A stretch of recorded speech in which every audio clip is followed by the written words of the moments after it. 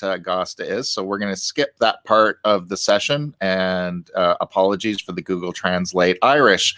My colleague Alan is somewhere in the Cypress Hills of Saskatchewan right now, but he's got a short video talking about why he's here. I am Alan Levine. I am not a clone. Or am I? Because what else is more clone-like than a video? It's pre-programmed. It just goes stop to finish.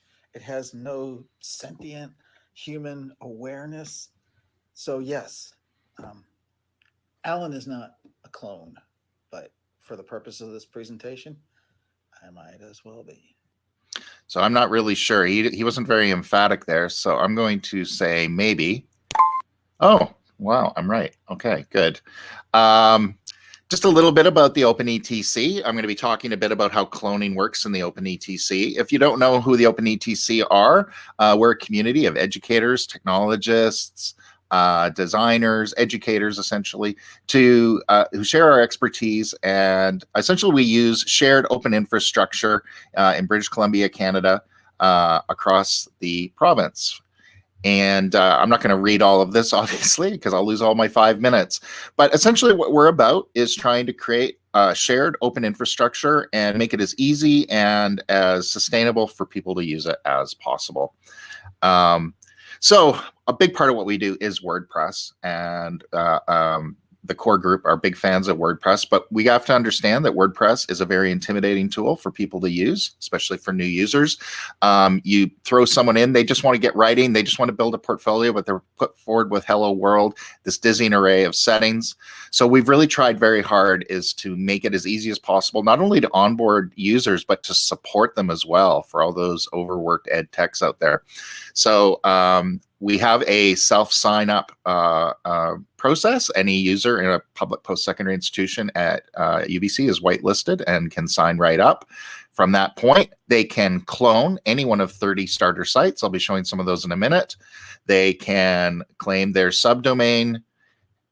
And I'm not going to go into the technology about it too much, but it's essentially an adapted version of the NS Cloner plugin on the WordPress multi-site, which allows us to do all this stuff that I'm about to show you. I'm already down with 2 minutes left. So there's all sorts of types of tools. We have Splots. If you don't know what Splots are, splot.ca. It's essentially a form of a WordPress site that allows people to author without providing personal information, making it as easy as possible. And we also have some really interesting advanced tools that can be cloned and ready to run, configured, set up, all those wonderful things right away. So there's a few other types of tools that we offer here. If people go to our H5P object at opened.ca/OER21, they can look at it. But I'm just going to tell one more story before I go. This is just to kind of give a sense of that even though we give people clonable starter sites, we're not really giving them templates. We're not locking them in to a way of working that they have to stay within the guardrails. This really is a running start. So I'm just going to tell a little story about one particular application of the cloning model, just to give people a sense of this.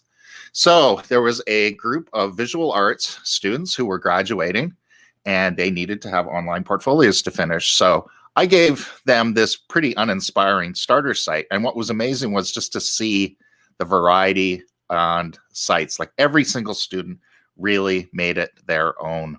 So I'm just going to quickly kind of run through some of these screen sharings. You can see they all made a point of changing their themes. They all reworked the structure, and they really put their hearts into this. And almost all of them are still using these sites as working artists now that they've graduated. Susan and Emily did a particularly nice job of their portfolios. And they did this really elegant way of setting things up that was so much better than what I started them with. So my colleague, Jamie Drozda, took their work and made it into a new iterated portfolio framework. And she really improved the framing and the built-in prompts and instructions and support. And now we have just a much better portfolio for aspiring visual artists with the OpenETC. So I think this really shows the dynamic of how the technologists, our user community are really working in an iterative, collaborative, shared design framework. And with that, I will sign off. Thank you very much for cloning with us. And thank you so much to OER21 and Domains. This is two of my best favorite flavors ever in a conference, and I couldn't be more thrilled to be part of it. Nom nom nom.